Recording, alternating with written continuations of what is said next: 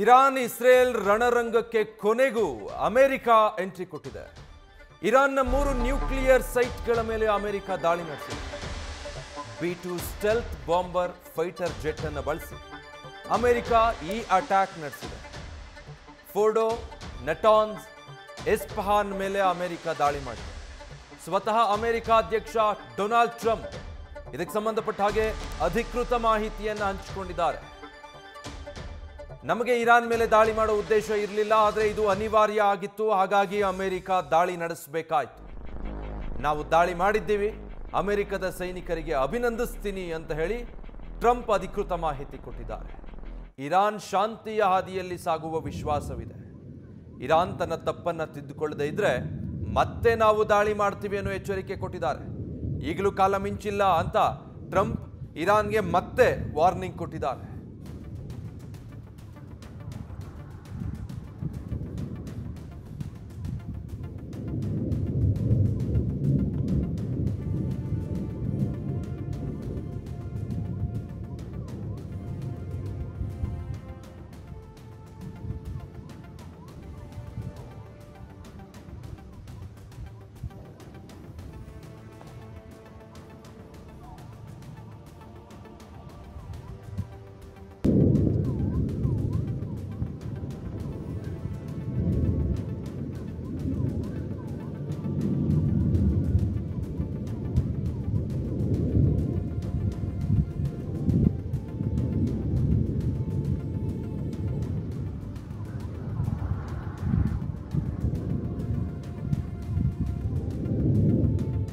Iran ಅಣ್ವಸ್ತ್ರವನ್ನ ಹೊಂದಬಾರದು, Iran nuclear weapon ಅನ್ನ ಹೊಂದಬಾರದು ಅನ್ನೋ ಕಾರಣಕ್ಕಾಗಿ ಇಸ್ರೇಲ್ ಮತ್ತೆ ಇರಾನ್ ನಡುವೆ ಶುರುವಾದಂಥ ಯುದ್ಧ.